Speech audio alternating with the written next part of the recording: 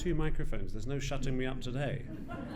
Oh, well, look, it's lovely to be here this morning. I'm going to sort of give you a whistle-stop tour through our season and give you some musical examples, and hopefully you'll feign interest and we'll all have a lovely morning. If not, there's plenty of coffee and there's lots of chocolate and other sorts of cookies, including gluten-free, Garrett proudly mentioned as well, so well done you. I shall devour those soon.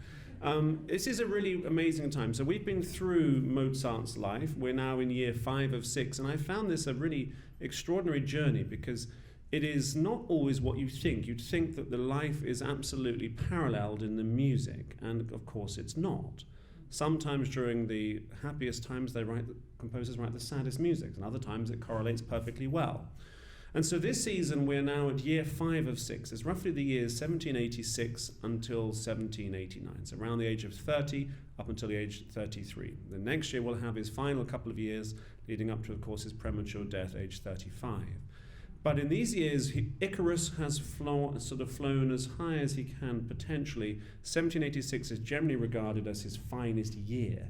And then from this point, there seems to be a bit of a downward turn, not compositionally, but in terms of his life circumstances. So this is sort of a bittersweet. I called it the golden years too, because, well, basically from last year and this year, in terms of the mainly Mozart season, we have him at his absolute prime. So I was thinking, and even though these programs may seem rather obvious, they take a long time, because there's always some need to balance things. How do I mix this, how do I mix that, how do we make sure all the concerts are wonderfully exciting and energetic and at the same time touching, poignant and balanced. But this is the first time that we have done an opening of concert without a soloist. There's just 2 big fat symphonies right there for you to look at. Mozart Symphony No. 40, then we'll go to the Marriage of Figaro, and then Beethoven Symphony No. 5. And by the way, this is going to be one of 2 concerts in which we've enlarged the mainly Mozart Festival Orchestra. You will see 8 first violins, 7 seconds, and then 5 violas, 5 celli, and 3 basses. I felt we needed a little more heft for the Beethoven's 5th Symphony, and we'll do the same on the middle Saturday for the Eroica. Although, incidentally, I realized after doing this that actually Eroica was performed at its premiere with 6 violins. But anyway, who knows? It'll be great. Actually, I just did it in the Mahler version, which is enormous, which has 6 horns, which is crazy, very loud, very exciting. And once you've heard that, there's almost no going back, but it's good fun. So now we come to the Mozart Symphony No. 40. These symphonies are almost beyond... They're beyond famous. They almost become the gold standard of what classical music is. The beginnings are so iconic. And the 40th Symphony begins with this extremely dark, brooding thing. And we don't entirely know why and what for this music was written. We know why the piano concerti were written, but he wrote 3 symphonies, 39, 40, and 41 all at the same time. And of course, the beginning is rather famous. That one. But in a minor key. When Mozart goes into a minor key, extraordinary things always happen. And this piece, it seems to be offering something. It's the middle of this trilogy of symphonies. Some people think he just wrote them because he's trying to express something deep in his soul. Yes, he was, but with Mozart, there's always a financial incentive as well. He was trying to survive. So there was something else going on, but no one's entirely sure, in truth, despite all these years of research, the most famous symphonies ever written, why they were written and for whom. It's really extraordinary sort of mysteries, more enigmatic than in the Enigma variations by Elgar. We don't entirely know for what this is written. But there's something so dark and brooding and dangerous about it. It starts so harsh that it builds into this tremendous crescendo and power and this incessant rage. In fact, the one thing we do know is that he, in his 2 markings, his first marking was quite slow, and then he sped it up later to a faster marking. He wanted it to feel urgent. Again, in a minor key, very, very rare for him. But he's also an extraordinary revolutionary, and what we forget about Mozart is that what would happen if he lived beyond his 35 years? Well, we imagine, of course, in his operas he would have gone even more crazy, deeper understanding of the human conditions, all these things. But harmonically, there are some moments which are just astonishing. This is the development section in the 4th movement. The development section is where the composers sort of take what they've done already and break it all down and show off. Well, if you didn't know this was by Mozart, you'd probably hazard a guess this was by Schoenberg. Not this bit.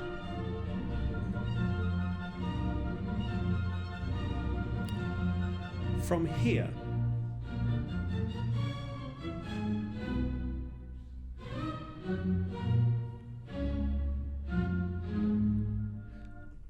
That's all 12 tones. That's what Schoenberg did much later, and he broke down the harmonies. Where was Mozart going? What was he doing with this piece of music that we don't know who it was written for?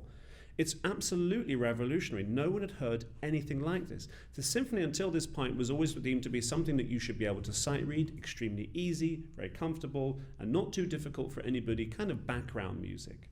And then Mozart starts to take us to a completely different level. Something hidden, something revolutionary, and we don't know what it's about. That's what makes it so wonderful, of course. Where words fail, music speaks in many ways. So then we come to the Marriage of Figaro. In 1786, as I mentioned, this is his greatest year. Well, deemed to be. And he started writing opera buffa. Opera buffa is Italian comic opera. Before that, there was opera seria, of course. He was writing the serious operas you can imagine, and then Singspiel. Singspiel is the German form of opera in which there would be spoken drama plus arias. We heard that with Bastion and Bastien in our very, very first year. But this piece with opera buffa was usually about gods and kings and all these things. But instead, he took this rather dangerous play, The Marriage of Figaro. And the reason, of course, it's so dangerous is that it starts to break down aristocracy and their sense of entitlement. That sense of the Duke being able to take the young lady on the servant on her wedding night, first of all. I mean, just appalling abuse of power, and look at it in a different way. We have to remember 1786, that's 3 years before the French Revolution. Some people ask, well, why is Beethoven so much more revolutionary than Mozart? Well, he wrote most of his music after the French Revolution. And the French Revolution is the single most important political event in history up until that point. The entire world was changed. But the brilliance of the orchestration, the sort of the licentious ridicule of European aristocracy, the shimmering spoonful of class warfare, gosh, I was on a roll this morning, wasn't I, when I was writing this? And just this sense of seismic upheaval, it's just, I mean, we've lived through a period this dramatic actually in our own lives. Between 1989 and 1994, what happened in Europe was as dramatic as the French Revolution. But Mozart's already starting to show the cracks. And it was very, very controversial what was going on. The fact that servants had main characters in this. The fact the aristocracy could be laughed at. These sort of breakdown. And again, we don't always think of Mozart like this, but he was. And I put the Marriage of Figaro before the Beethoven's Fifth Symphony, because the Fifth Symphony has a hidden revolutionary message which most people don't know. When we think of the very beginning of Beethoven's Fifth Symphony,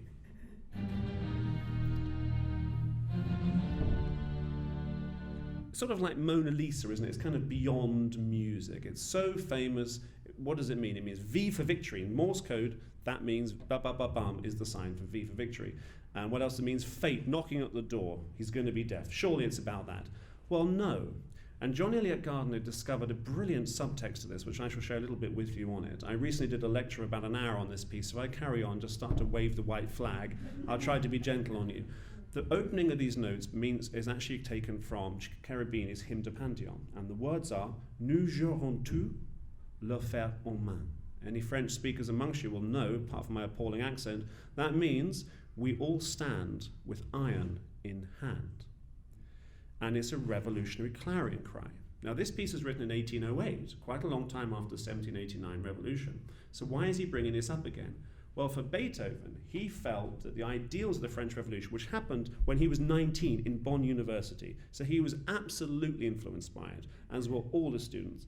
The ideals were right, of liberté, égalité, fraternité, ou la mort, or death. People always forget that bit at the end of it. It really is, this is life and death stuff. So later on, he wanted to draw attention to what the revolution truly was. The ideals were wonderful. As Schiller said, it was ruined by little people. Robespierre, nonetheless. But this piece of music is all about this idea of a hidden revolutionary subtext, and it's absolutely astonishing. And of course, there's great moments in the middle of it, and when we hear it sort of just break down, this incessant rhythm and strength is so strong until you get these moments, like in Schindler's List, where you see the girl with the red coat. This happens here in the Fifth Symphony, in the first movement, when the oboe has its own strange cadenza.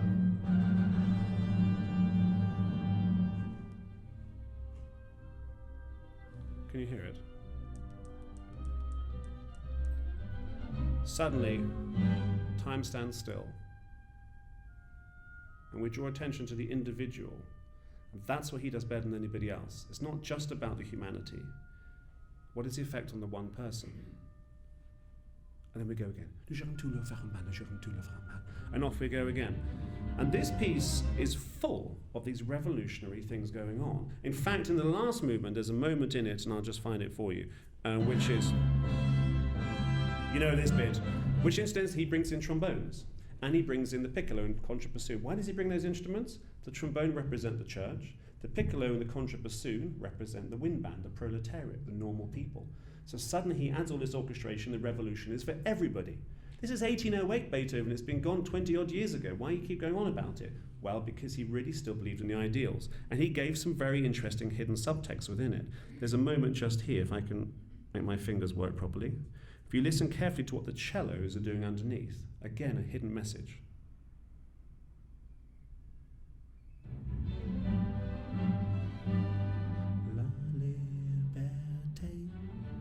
There, under the cellos, can you hear it? Liberté. La Liberté. Again from another song. He snuck it in. Of course, if he was shown to be doing that, he would have had his head cut off, because at that time in Vienna, they were absolutely terrified of the French revolutionary ideals coming through. So this piece of music is absolutely about the purity of nobility of mankind coming through right to the very end. And so the last thing we have, the beginning is ba-ba-ba-bum, at the end we have ba-ba-ba-bum, ba-ba-ba-bum. We go up into victory. C minor to C major, per ardua ad astra, struggles to the stars. The greatest symphony written to that point, potentially. Why? Because of that incredible journey and the fact that he'd always wanted the ideals to continue through. In fact, there's so many other things I could tell you. The second movement quotes a song which he wrote called The Freier Man, the free man. And you can see the lyrics within it as well. Loads of messages. So, those symphonies are revolutionary. They're amazing. Are you still interested? I haven't lost you yet, have I? That's good. You're doing very well. Good. If so, have more coffee. So that's the first, two classic symphonies, but a new way of looking at them, because they are revolutionary, but in their own ways. And I will draw attention to that, of course, during the concerts. So the second program, I wanted to bring in something, a different flavor. So we have Ravel's Le Tombeau de Couperin, Haydn Trumpet Concerto in E-flat, Arvo Pärt Fratres, and Mozart Symphony No. 39 in E-flat.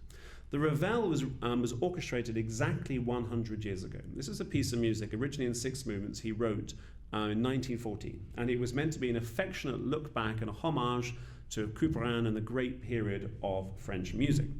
But, of course, at the time in 1914, an event happened which, again, rocked the world entirely. The First World War broke out. And Ravel was about 39 at the time, and he was of diminutive stature, and he wasn't allowed to fight, but he wanted to help in whichever way he could, because he was sorry to see his brothers and all his friends, and I mean fraternity, going forth into the war, and indeed his own brother. So he was a nurse's aide, and eventually then he drove a tank, not a tank, he drove a car, those kind of things. But his mother died in 1917. He had a bit of a nervous breakdown from all the terrible things he'd seen, and then he left. So then this piece, one of the first things he did when he came back to composing, because he couldn't compose during that time, was come back to orchestrating this piece of music, the Tombeau de Couperin. And what he did is he took 4 of them, he orchestrated them, and he gave each one the names of some of the people who died in the war, his friends that he knew. So it became a very touching, affectionate thing. And Ravel is absolutely brilliant at taking his own piano music and then orchestrating them. This is probably the most inventive and brilliant of all of them. His music took a dark turn. If you think of La Valse, that piece of music everyone thinks is a great orchestral virtuosic showcase, is in fact extremely dark and menacing. But the music of Tombeau de Couperin is just amazingly orchestrated.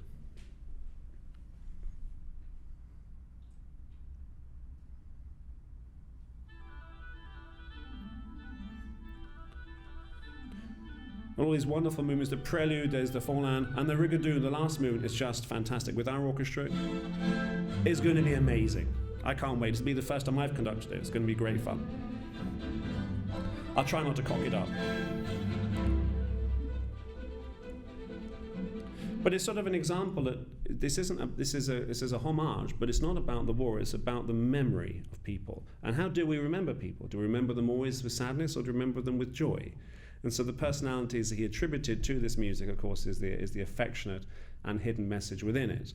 Then we have Haydn's Trumpet Concerto, and I put this next to the Ravel because we think of the trumpet as sort of the herald of doom, the harbinger of war, and all these kind of things. But the music itself actually is very joyous. The thing is, what was a trumpet at the time? Well, the trumpet has been around, of course, it's mentioned so much in the Old Testament, it's mentioned all the way through all of the civilizations as the great clarion cry of victory or defeat or whatever it is. But actually the instrument itself is nothing like what it was today. In fact, the instrument this was written for looks a little bit like a trombone mixed with a recorder and must have sounded dreadful. And indeed, actually, composers felt they could only play 10 notes on the trumpet, and they didn't actually use much of it at all. But this piece, one of the court musicians called Anton Weidinger invented a trumpet which you could play the different notes. So this piece, and then Haydn discovered this in 1796. I mention that date not just to show off that I know the date, but because it shows how much longer Haydn lived. He was born in 1732, he died in 1809, he was 77. Is this working? Yeah. And Mozart, of course, died, was half his age. I mean, that's the point. What Mozart achieved in half those years is astonishing. But Haydn, 77 years of age, he had a really strong and good life. But this piece of music is brilliant. We have the most marvelous trumpeter, Conrad Jones, Prince of the Indianapolis Symphony. It's going to be great fun. And by the way, do applaud long and hard, because undoubtedly it's kind of a very stylish and cool, jazzy number for you as an encore, because I've asked him to do something. He'll have something, it'll be brilliant. I also know that the pictures are going to be entirely about him because he's embarrassing and annoyingly handsome. So that's okay. There he is. Look at him, yes. You'll never see a picture of me next to him, which is good news. You'll enjoy that very much. It's really a great fun piece, and it'll be great. So the second half of this program, Ave Pet Fratres, with Martin Chalefort, the concertmaster of the LA Philharmonic. This piece has a sort of a connection to the Ravel because the idea of fraternity and brothers. That sort of idea of the piece being written, Tombeau de Couperin in memory. This one is called Brothers, but it's to do with his tintinabuli style of music. Oh, I know that one. No? Tintinnabulation? Anybody read Edgar Allan Poe? Bell ringing, all that stuff. This is to do with bell ringing. And it's this idea that Ave Pet went from being an enfant terrible of the modern music to suddenly becoming very, very conservative, writing this very hauntingly beautiful music. And this piece of music is absolutely exquisite. And I wanted you to listen to it, and I'll give you just a bit of the examples. You don't have to be scared, you're going to love it. Very simple. Small cells of music. Very basic harmony. Almost nothing happens. The theme and variations. And it's about as much about the silence and the stillness as it is about the music. So why did I put that in there? It's lovely. Don't drink too much wine in the interval or you will fall asleep to it, but you'll have exquisite, delicate dreams, so don't worry if it does happen. And I'll wake you up with the Mozart. So then we come to the Symphony Number 39, and it's for the last movement of the Symphony Number 39 that I want to draw attention to this piece, because the Symphony Number 39 was, like I mentioned already, was written in three. There was 39, 40, which we will have already heard, and 41, which I'm saving for next season, because I think that piece deserves its own framing entirely, even though it was written around the same time. I'm just doing a little bit of programmatic pliability with that. But in the Symphony Number 39, the last movement is really brilliant, because what Mozart does, he takes one single theme, and I'll give you an example of that.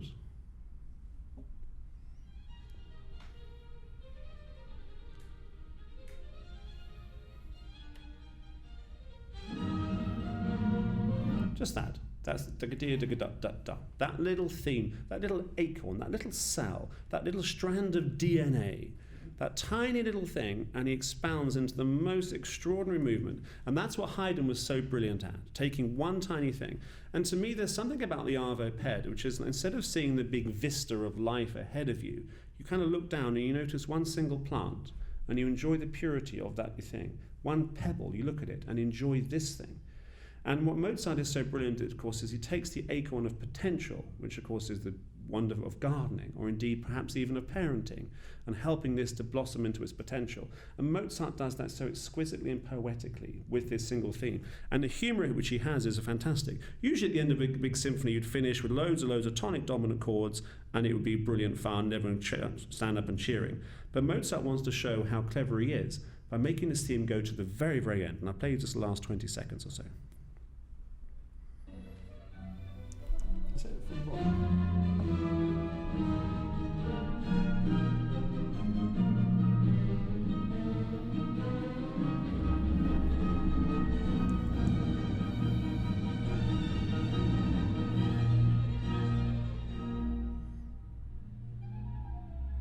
There's still one theme. And he's really rubbing it in your face. Look how clever I am. Still on it. No variation. One theme.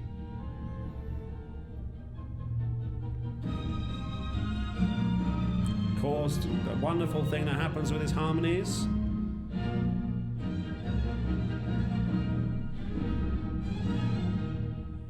That's very unusual to finish a symphony like that. Just reminding you of that brilliance. And it shows the potential a little bit like the singular dot in a painting by Seurat. The joy of a haiku poem, or sort of the brick, the potential of a brick when put in a cathedral to turn into a mighty edifice that is of wonderful joy. Food, we ate at an anime restaurant last night. The potential of a singular snow pea in a wonderful salad is amazing, and that's what Mozart does. It reminds us that whenever we feel insignificant, we should listen to this music, because actually it reminds us that all of us have this incredible potential.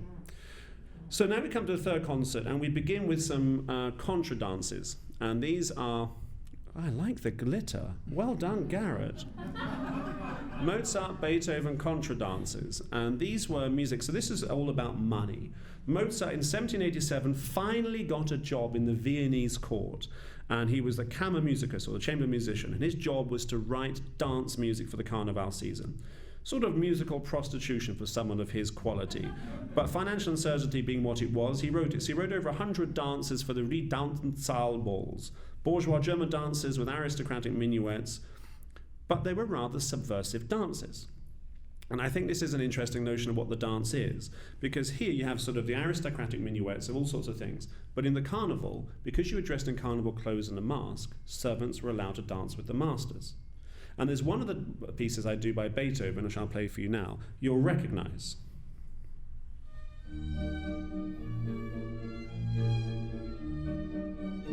I'll come back to it a little later.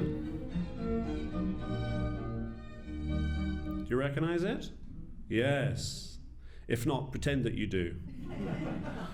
Bruck Violin Concerto soon after this one. This is an example of how brilliant Mozart was and how normal other composers were. This piece of music probably, I think it's a glorious piece. In fact, Joachim, who premiered the Beethoven Violin Concerto, said this was on a par with Mendelssohn's and above Beethoven in terms of the most significant 19th century compositions.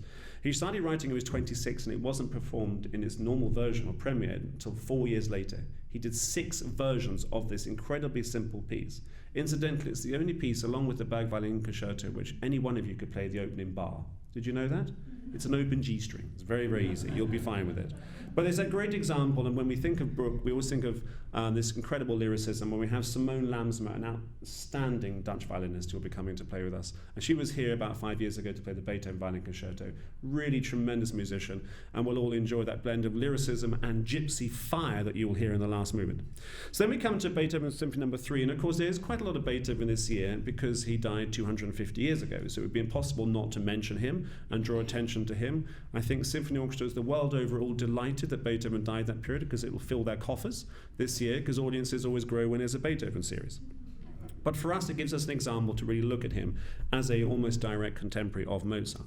So the third symphony, oh, that's the fifth symphony, don't do that one. Not that one, this one.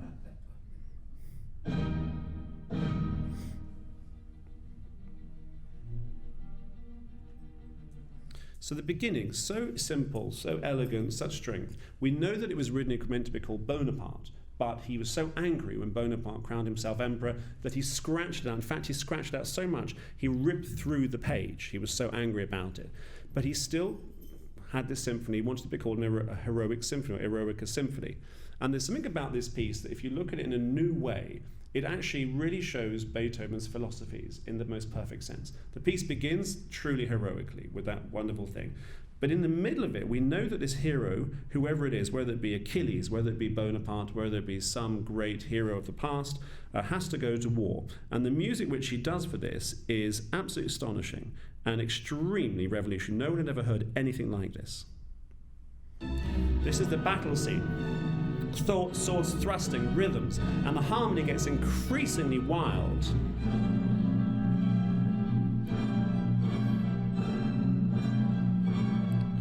Until he does these harmonies in the second now, which were unlike anything anyone ever heard. Here, F against E natural. And then we have this sobbing notion. And he introduces a brand new theme for the first time here. No one ever did that before. No one ever added new themes halfway through. Not like this. And so this piece of music is just an astonishing example of heroism. If you have to go forth into war, you have to understand the loss that is capable that happens. So then when we come to the second movement, of course, that becomes perfectly clear. It's a funeral march. But it's not just a funeral march. It is the understanding in music for the first time of the stages of grief. The presentation, the restraint, there's a revolutionary song, then you hear moments of tremendous passion and outpouring, then you hear rage, unlike anything we've heard before. And the very last moments of this movement are just incredible because our hero is so heartbroken. If it was Achilles, then maybe Patroclus had died, that when the last thing comes, we are not able to say it in one go. It's fractured. And then it stops. It's too fragile. And we don't think of Beethoven as being a master of psychology. But in this movement, we shows that he is.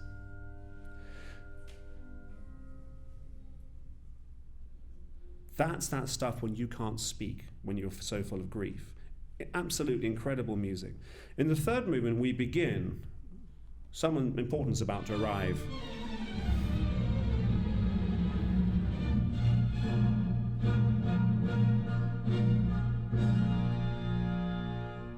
Queen of Sheba. The hero, someone powerful, Hercules, someone big and strong. That's a great introduction. And if you're going to walk into a hall like a wrestling match, you want that going at the same time. And then we get this really weird, slightly naff thing. It's the bass part from a contradance we've just heard already, an English dance in which the master and servant could dance together. And it comes from Prometheus, and I'll give you a quick example of why this is important. Prometheus, as we all know, was one of the gods who was charged with creating man and woman out of clay. But he did what he was told he could not do. He gave them wisdom, discernment, understanding, education, the ability to grow themselves. As a result of this, the other gods punished him by tying him to a rock in which an eagle would eat out his liver every day for the rest of eternity. And a terrible punishment because he empowered the little person. And this dance, this English dance, which we heard in the contradance earlier on, was a subversive dance between servant and master.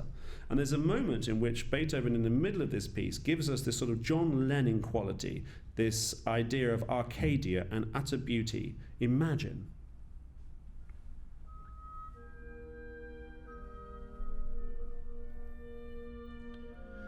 But imagine what?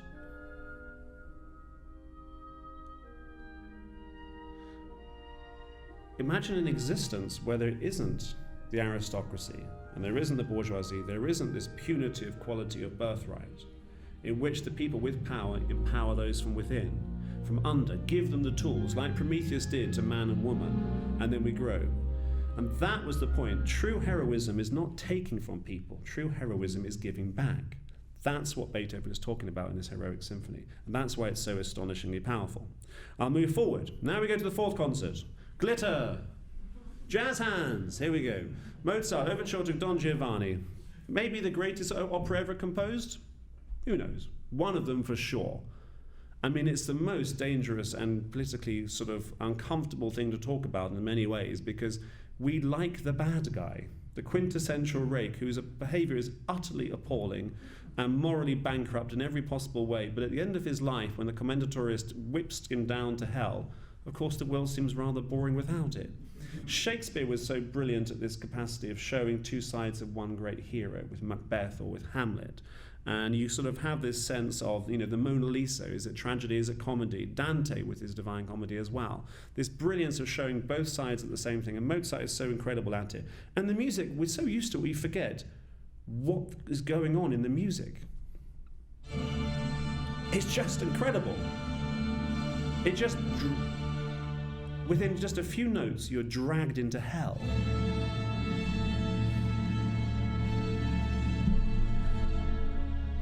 To me, this concert is there's a lot about identity. How do we see ourselves? How do we see others? In this case, there seems to be, and a lot of people have felt that Mozart saw some parallels between himself and that quintessential rake Don Giovanni. And, with his partying, and perhaps now his life is on a downward turn, he almost felt as if he deserved it. And you see in some of his letters and later pieces that perhaps he did, and we'll look at that next year. So the Shostakovich Cello Concerto No. 1, this will be with Maximilian Hornung. And this piece is about identity as well. There's a wonderful story that Mstislav Rostropovich wanted Shostakovich to write him this cello concerto for years and years and years. And Shostakovich's wife said, "Do not ask him. If you ask him, he will never do it." So he didn't. For years, as they were recital partners, he never said it. And then, eventually he wrote it. And so Shostakovich gave the music to Rostropovich to learn it. And then 4 days later, they met up for the first rehearsal, and Shostakovich was getting him a music stand. And Rostropovich said, I don't need it. He said, "What do you mean?" He said, "I memorized it." "What do you mean you memorized it? I just gave it to you 4 days ago." He said, "I know, but it meant so much to me. I've memorized it already." And that was it. And they played it straight through in the rehearsal, and off he went. But the first few notes of this are all about identity.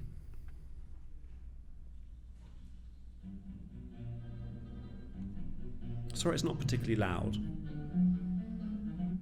Da-da-do-do. This sense of a small cell becoming an identity. We know that Shostakovich always wrote his name into music. Da-da-da-dum. D, E flat, which means the Germans say S.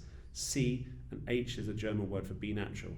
D, E flat, which is D, S-C-H, Dmitri Shostakovich. So he's always writing his, and his piece is all about him trying to find his identity. At the end of the piece, he writes some deliberately subversive Georgian things, as sort of sticking some fingers up to Stalin, and which Rostropovich didn't even notice, but there's always these little things in Shostakovich.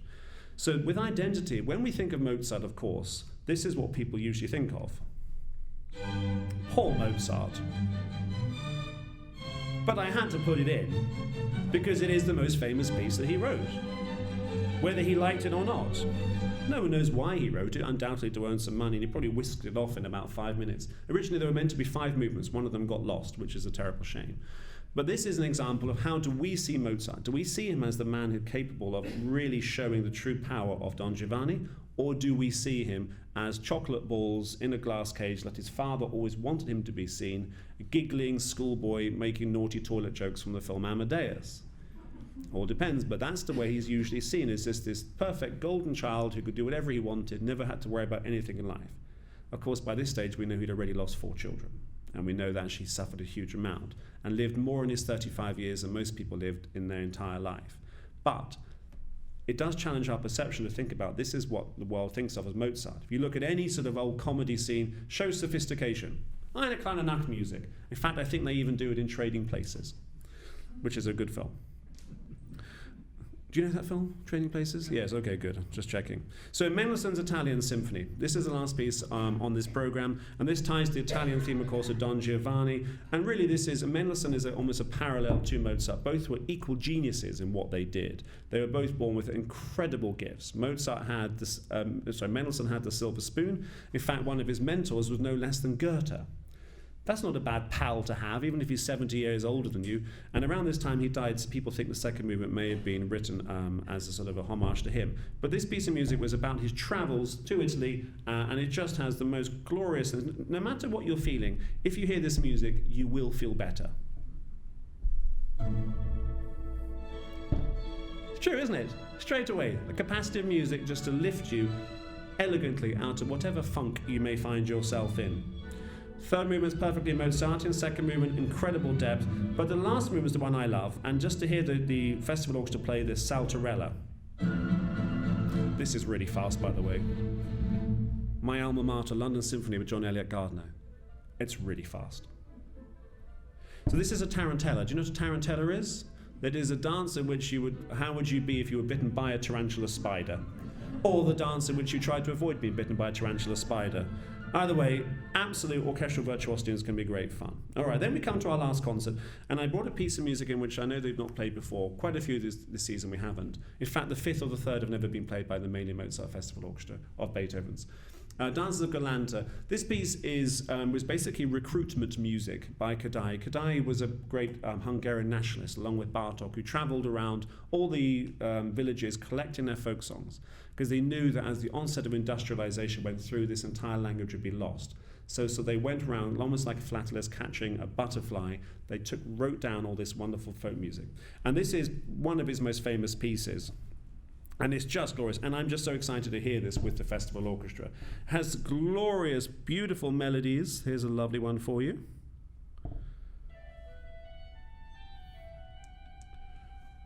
Well, this is the end of the little cadenza.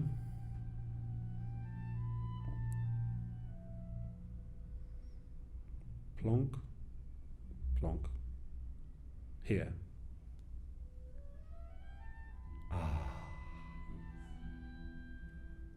I know it's quiet. It'll be louder in the concert.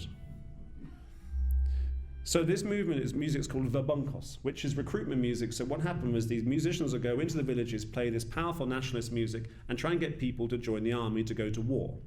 It was the use of music as a powerful Uncle Sam, your country needs you, but more, come over here, young man. And the music at the end of this is going to have you rabble-rousingly on your feet, having a marvelous time, because again, just imagine what it's going to be like with the musicians of the Festival Orchestra playing this type of stuff.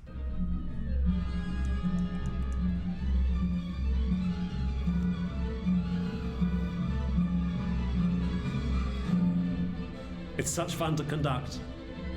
It's a real sweaty one, though. It's great, though.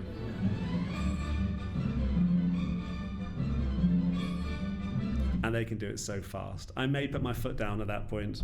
I sometimes like to see the terror in their eyes.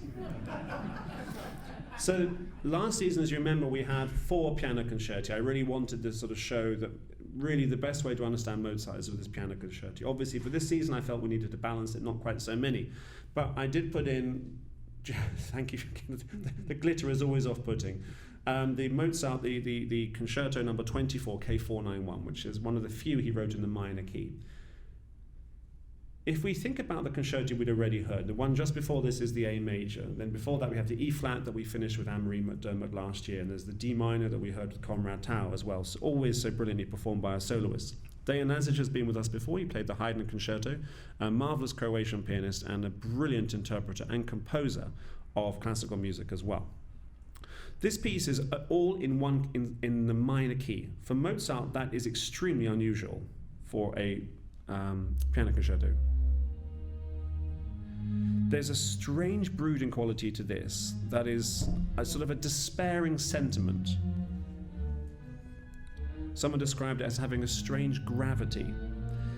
And usually, if you have a movement like this, the ending of the last movement will absolutely be in the major key. But Mozart finishes it like this.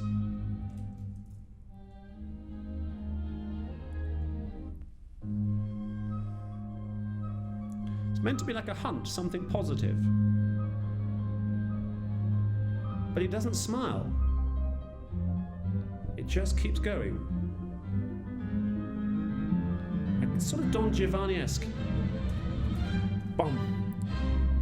In the minor key. Very, very unusual that he did that. Again, what does it say about him? We don't know. Sometimes with Mozart, the event that happened, which is tragic, comes out later in his music. The death of his mother came out months or even a year later with the Sinfonia Concertante. You can't always pinpoint where it is, but the sense of understanding of the agony as well as the ecstasy of the human life is so perfectly encapsulated in all that he does. And the final piece we do, Beethoven Symphony No. 7.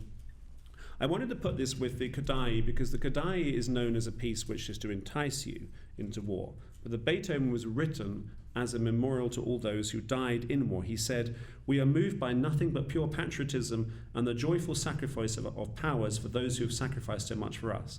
And at the beginning of this piece, people tend to think it's, as Wagner says, the apotheosis of the dance, which has been such an unhelpful title for this piece, because in fact there's a lot more profound things going on. Because when we think of this, we think of pure sunshine. But I don't. I think of it as something which is almost a bird, a pure sunshine, or something elegant and simple, but hounded by the machinery of this trudging thing that goes on around it, as if the beauty is being raped by the industrialization or mechanism of war.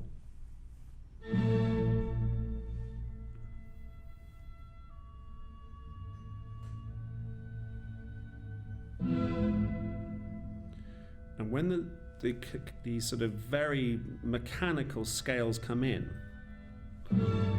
it's very incongruous. It's unpleasant almost.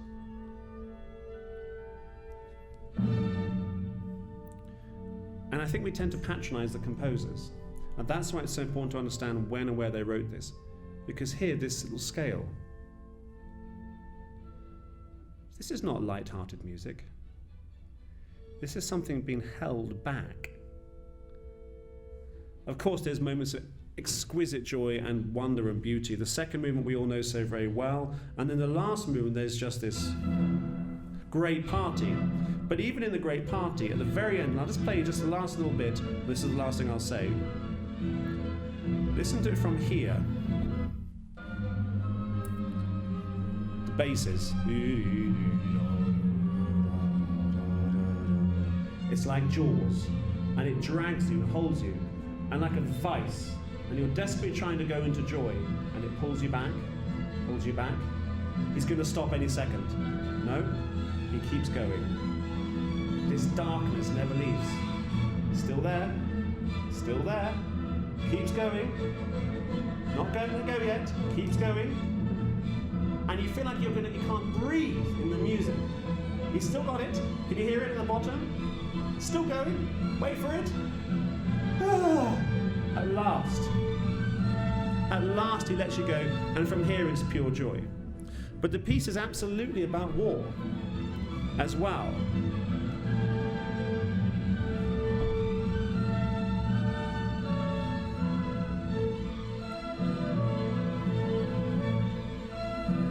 I just love it. And guess what? Good wins. It's not all bad. Good wins. Well done, you, Beethoven. Marvellous work. Thank you very much.